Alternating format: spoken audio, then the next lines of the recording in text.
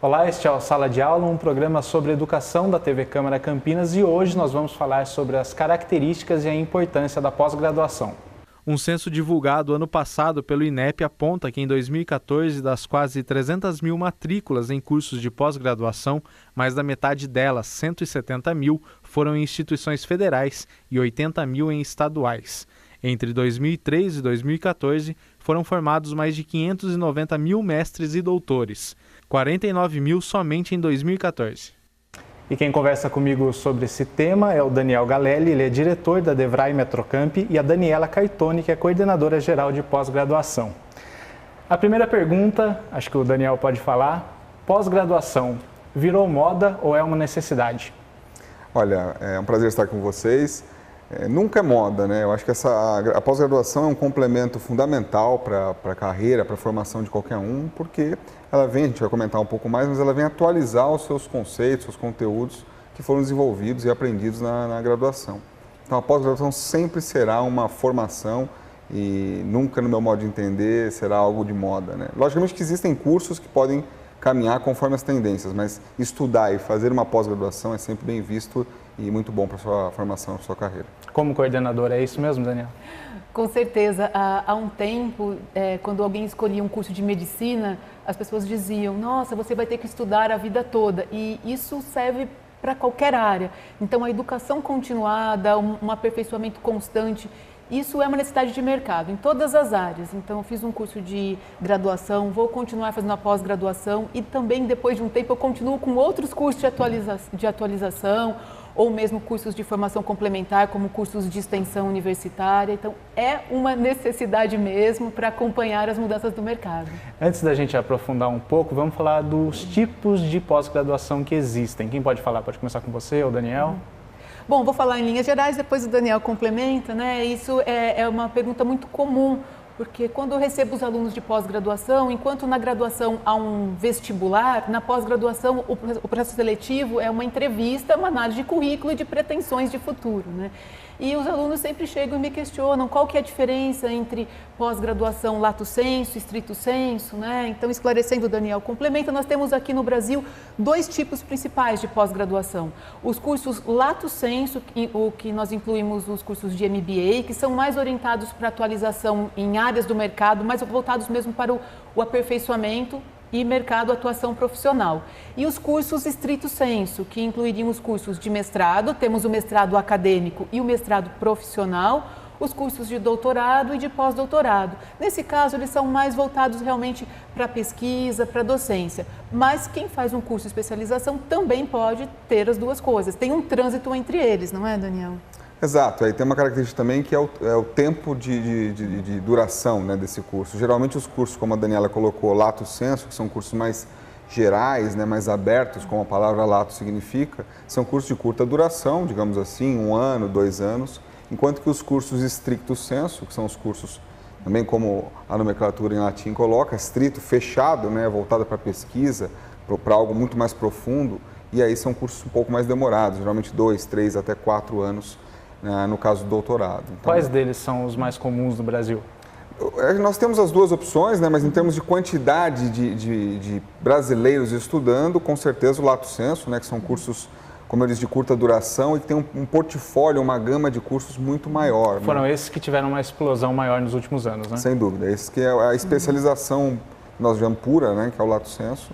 Nós temos cursos também de curtíssima duração, eventualmente, que também é uma pós-graduação, você faz após a graduação, por isso chama pós-graduação, cursos de 12, 15, 20 horas, né, que são certificações, cursos de especialização em alguma área, e também muito comum no Brasil cada vez mais, porque o mercado demanda isso. Muita gente não sabe, acho que vale a gente falar, qual que é o caminho do estudante após a graduação, qual seria o caminho ideal dele? Seria uma especialização, depois um mestrado, um doutorado, um pós-doutorado, qual que é a melhor maneira dele seguir? Depende muito das pretensões, né? se há uma necessidade ou uma busca de inclusão no mercado de trabalho para atender uma demanda de um setor empresarial, né? Por isso que os cursos de especialização, muitas vezes, eles são mais segmentados e com uma adequação regional. Pegar exemplo, a região de Campinas, onde nós temos uma vertente tecnológica, na área de tecnologia da informação muito forte. Então, nós temos muitos cursos nessa área, ou, por exemplo, a Metrocamp tem vários cursos e outras instituições também, para atender essa demanda regional. Então, tem essa característica, mas se há pretensão em unir a atuação profissional com também a pesquisa, eu acho que vale a pena pensar no mestrado. Aí tem a diferença, como o Daniel colocou, o tempo de dedicação, eles são mais longos, de 2, 3, 4 anos, e também tem uma outra diferença, que é o tipo de trabalho de conclusão de curso, né, para poder obter essa titulação.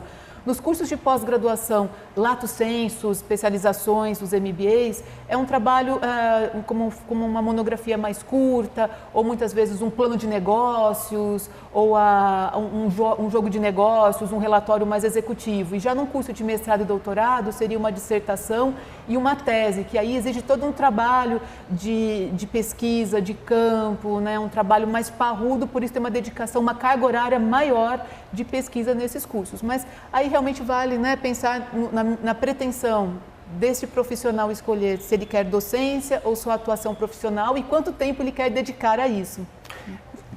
Então, aí que está. Essa escolha tem que ser feita durante a graduação, de qual desses caminhos seguir, para a especialização ou para o mestrado, para uma coisa mais acadêmica, mais para pesquisa? Sim, a graduação ela pode ajudar, eventualmente o aluno está na graduação e ao término da graduação já vislumbra um projeto de pesquisa, algo que possa aprofundar algum tema ou alguma ideia, e aí seria um caminho natural o mestrado e doutorado, né, a pós-graduação em estrito sensu. Ou não, ou eventualmente ele está na graduação e começa um estágio, que é muito comum, e ao longo do estágio já ele começa a perceber que naquela atuação, naquela empresa, naquela instituição, ele poderia conhecer áreas algo a mais, e aí o caminho natural seria fazer uma especialização naquele tema, buscar um conteúdo mais profundo, mais voltado para a prática, para melhorar a sua carreira naquela empresa. Então depende muito do caminho que ele escolher. Obviamente a graduação pode dar essa tendência ou essa linha, mas eventualmente ele pode também escolher por outros caminhos. A maior parte de mestrado e doutorado voltado para pesquisa a gente tem em faculdades federais, mas a gente tem uma boa parte da população se formando em faculdades pagas. Qual deles é mais indicado? Como que a pessoa faz para saber o que ela deve escolher? Qual é mais fácil para ela conseguir? Instituições privadas também têm cursos de mestrado e doutorado, como o grupo de DeVry tem também, né? Mas nós temos um número maior de cursos de pós-graduação lato sensu. E até emendando um pouco na pergunta anterior, muitas vezes, com essa ansiedade da geração Y, né? Com esse perfil desse novo profissional, muitas vezes alunos durante a graduação, eles estão no meio do curso de graduação, eles passam no departamento de pós e querem bater um papo sobre carreira e perguntar já sobre os cursos. Então, eles querem planejar antes e questionam muito mais, olha, eu tenho feito um estágio, eu gostaria de saber qual tipo de pós-graduação. Então, eles já procuram antes da conclusão do curso, eles já começam a pensar. Eu não sei se é uma característica só da geração Y, mas eu tenho sido muito procurada para isso também. Tá, já. A gente já volta falando sobre esse tema aqui no Sala de Aula.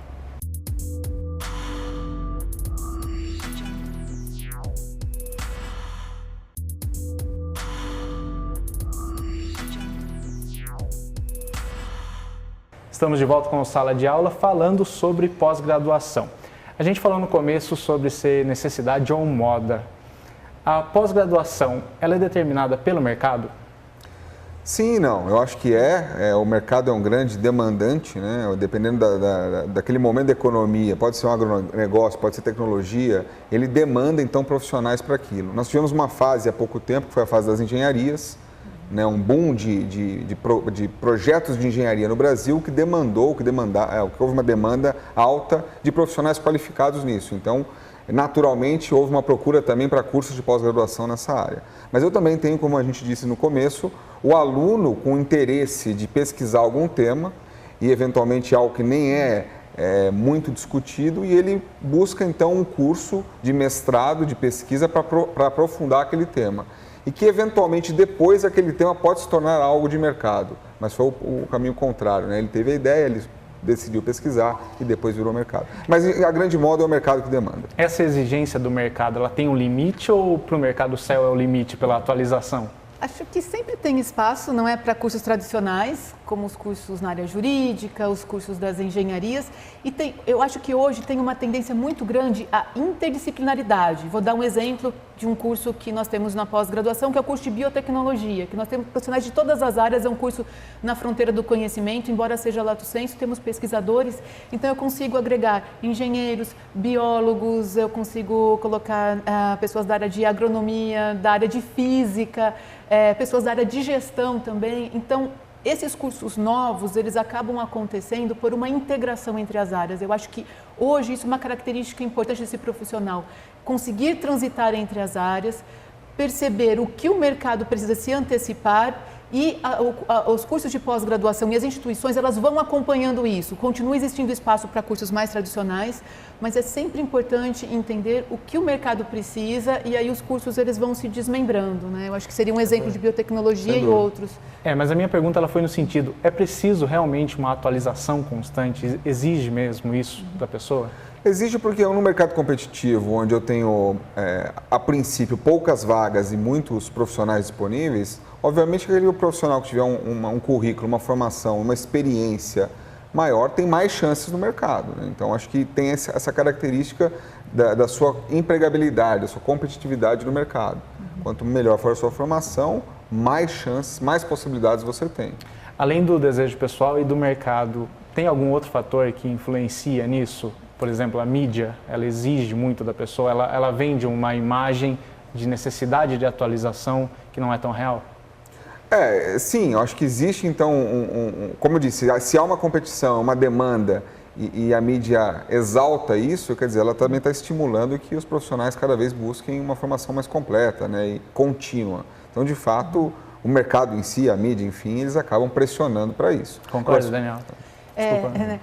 Eu concordo, mas pensando, por exemplo, nessa questão da sociedade do conhecimento, né? Quantas técnicas ou quantas profissões nós temos hoje que nós não tínhamos, pegar por exemplo, nos anos 80 e agora nessa década. A tecnologia mudou, o mercado mudou e os cursos de graduação e pós-graduação, eles acabam acompanhando isso, como eu disse. Então, tem cursos novos que acabam acontecendo em função disso, né? Eu acho que a mídia acaba, de certa forma, estimulando, mas as empresas precisam de pessoas que tragam ideias novas. E muitas vezes a pós-graduação faz com que uma pessoa transite de área. Uma pessoa que tem uma formação em uma área, ela fala, será que eu faço uma outra graduação?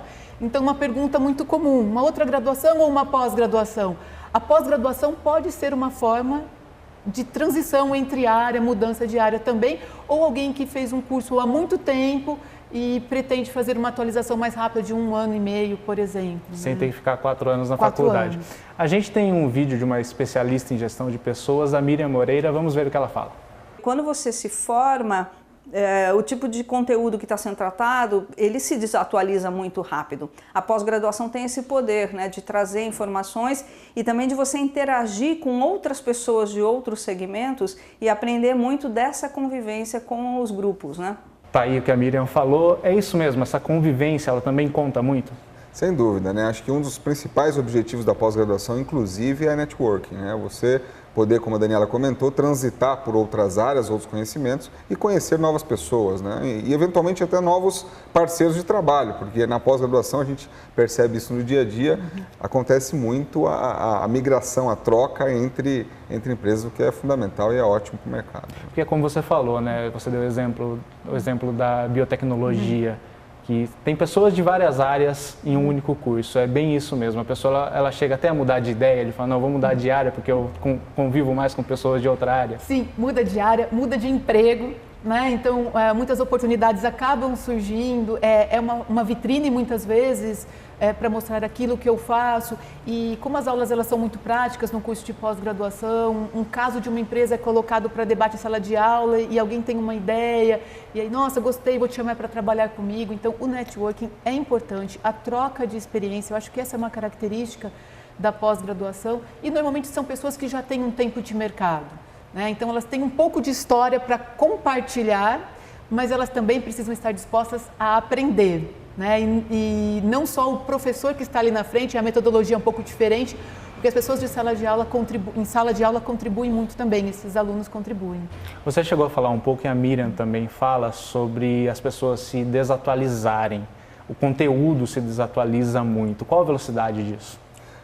Depende, né? Em algumas áreas é muito rápido, por exemplo, o direito nem tanto, mas ainda assim eu tenho mudanças de regras, de leis, o que exige uma atualização. Mas na área de tecnologia as mudanças são rapidíssimas. Às vezes, num semestre eu tenho que mudar um programa inteiro de uma disciplina porque aquela tecnologia deixou de ser utilizada ou há uma nova muito com custo-benefício maior, enfim. Então, em algumas áreas esse avanço é rápido, 6 meses muda muito. Então a gente pode falar que hoje é mais rápido do que antigamente essa desatualização? Não sei se é mais rápido que antigamente, mas eu acho que hoje há uma aproximação maior entre as universidades e as faculdades com a empresa. Eu acho que isso não é visto como algo ruim, pelo contrário, e isso é um movimento que vem acontecendo também, uma pressão nas instituições públicas.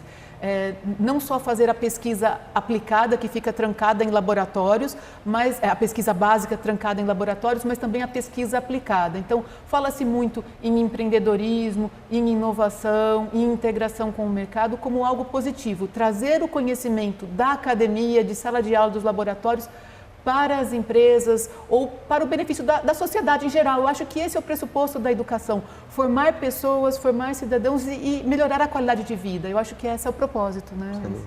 Isso traz que benefício para a sociedade, essa busca maior, essa expansão que a gente está tendo? Quais benefícios? Muitos, né? Se avaliar, o Brasil ainda tem um déficit na graduação muito grande em comparação com outros países, né? Nem 25% da nossa população tem a graduação, enquanto em alguns países pode chegar a 80%. Quando eu entro na pós-graduação, então esse número é muito baixo, não chega... Era 9% e chegou a 12%. Então ainda falta muito. E obviamente que o estudo e a formação, num primeiro momento, o grande ganho é da produtividade em todos os setores, né? Então a produção melhora, os ciclos melhoram, enfim, aí o país cresce, a economia cresce. Então era fundamental que mais brasileiros fizessem primeira graduação e mais graduados já caminhassem para pós na sequência. Tá, joia. A gente volta já falando sobre pós-graduação aqui no Sala de Aula.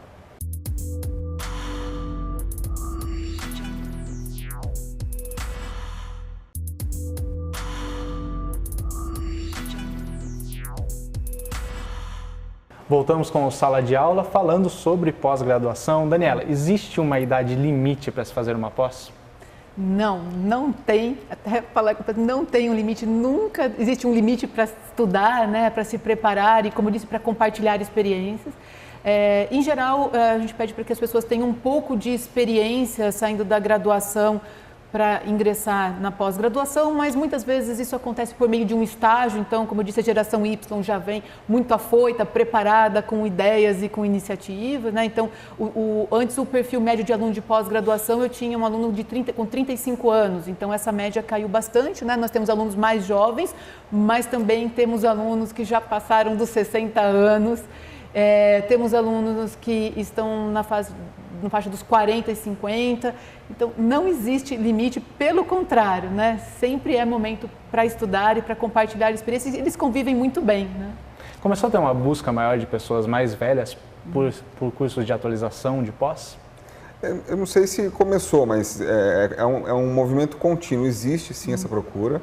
E como a Daniela colocou, né, é saudável isso, essa mudança de geração, essa interação entre gerações na sala de aula é muito rica. Então, o que a gente percebe é que realmente tem desde os 25 aos 70. Né? E essas pessoas que têm um pouco mais de idade, um perfil interessante, muitos já se aposentaram e, como eles estão em atividade com muita coisa para retribuir à sociedade, ou que eles querem montar um negócio. Eu percebo muitos empreendedores que já tinham uma graduação, uma profissão, toda uma história de vida e nos procuram para atualizar esses conhecimentos realmente para alavancar o seu negócio, como um curso de gestão de negócios, de marketing, mais para a área comercial.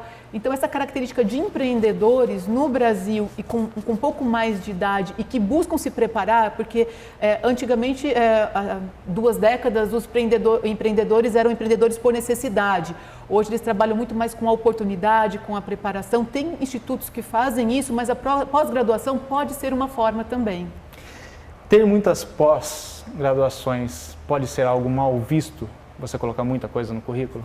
Só se a pessoa não souber muito bem o que ela está fazendo. Tem que ter uma certa sequência, uma coerência na construção dessa carreira, né?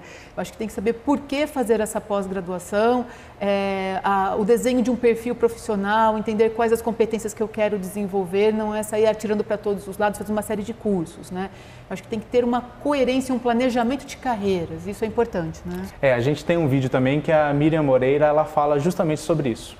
Talvez a única coisa que eu reforço um pouco, que a gente conversa bastante, as pessoas que fazem aconselhamento de carreira e coaching, é que a escolha ela seja por você e pela tua vocação. Porque se a segunda graduação ou a pós-graduação é mais para ficar bonito no currículo, isso não é bom, porque você se distrai e usa tempo, energia, recursos financeiros para uma coisa que não vão, coisas que não vão de fato fazer você mais feliz e melhor. É isso mesmo? Tem que ter esse filtro pessoal, Daniel? Sem dúvida, né? Tem a questão, como foi comentado, do investimento envolvido, tanto de tempo como o investimento financeiro. Então, realmente buscar um foco faz diferença. Agora, eu não vejo como um problema você sempre buscar alguma sinergia com um destino, mais cursos, né? Isso sempre vai ser útil e pode agregar. E não necessariamente você precisa apontar no seu currículo todos os cursos que você fez. Eventualmente você pode até fez algum curso de gastronomia, por exemplo, não tem nada a ver com a sua área, mas é algo pessoal, um hobby. Você não precisa apontar naquele momento no seu currículo, né? Então acho que tem várias oportunidades aí no mercado. A Miriam chega a citar uma segunda graduação como opção, você também já até falou disso hoje. Como que a pessoa decide realmente uma segunda graduação ou uma pós? Depende muito dessa segunda graduação. Se é uma graduação que seria uma continuidade ou uma integração, uma pessoa que fez um tecnólogo na área de edificações e gostaria de ser engenheiro civil para ter um curso para assinar como engenheiro, né, perante o CREA, por exemplo. Então, a melhor opção, obviamente, é fazer uma segunda graduação. Mas em outros casos, eu fiz um curso de administração ou eu fiz um curso de engenharia e gostaria de ir para a área de gastronomia. Também tem essa possibilidade. Ou uma pós-graduação, ela pode aperfeiçoar outras competências. Por exemplo, um engenheiro que assumiu a gestão de equipes. E ele tem que dar resultado, conhece muito sobre a parte técnica, mas ele tem que gerenciar pessoas. Então, ele busca uma pós-graduação em gestão de pessoas. Não necessariamente tem que fazer uma segunda graduação para mudar de área. Com certeza, né, tem essas opções. Não precisaria fazer. Ele pode fazer uma pós-graduação, porque o momento pede isso, né? Conhecer ferramentas de gerenciamento de equipes, de liderança, essas competências chamadas soft skills, que são competências comportamentais, para gerar resultados por meio de pessoas. Então, nesse caso, não caberia, a não ser que eu queira mudar totalmente de área e fazer um curso de gastronomia, como foi o exemplo que o Daniel deu. Eu acho que existem as duas opções, né? Sim. Uma segunda graduação, ela conta como especialização, Daniel? Depende, né? Como a Dani colocou, né? Se ela complementar a formação, eu tenho um tecnólogo e depois faço uma engenharia, ela vai contar, mas de fato você continua ainda graduado. Mas não é mal visto pelo mercado. Não é mal visto. Agora, a pós-graduação, como o próprio nome diz, ela já está dizendo que você foi além, né, da graduação, você foi além daquele conceito do conhecimento da graduação. Então, a pós-graduação ela é muito bem vista por isso, você avançou no campo do conhecimento além daquilo que um graduado fez. Para a gente fechar, na sua opinião, qual é a importância real de uma pós-graduação, seja mestrado, doutorado ou uma especialização? A pós-graduação ela vai trazer uma maturidade intelectual, de relacionamento ou de pesquisa. Eu acho que é a afirmação daquilo que nós gostamos de fazer e queremos fazer. A atualização constante, uma forma de compartilhar esse conhecimento. Então, como você sabe, estudar nunca é demais. E principalmente quando eu faço aquilo que eu gosto, né, e eu deixo a minha marca. Daniel? Sem dúvida, eu acho que tem que continuar estudando sempre, isso faz a diferença e mantém a nossa cabeça ativa, o que é fundamental, inclusive, para prevenção de problemas futuros, enfim. Então, continuar estudando é o melhor caminho e a pós-graduação, de fato, é uma excelente decisão, uma excelente escolha. Queria agradecer a presença dos dois. Muito obrigado. Muito obrigada. Este foi o Sala de Aula de hoje, que falou sobre a importância da pós-graduação. A gente volta em um próximo programa.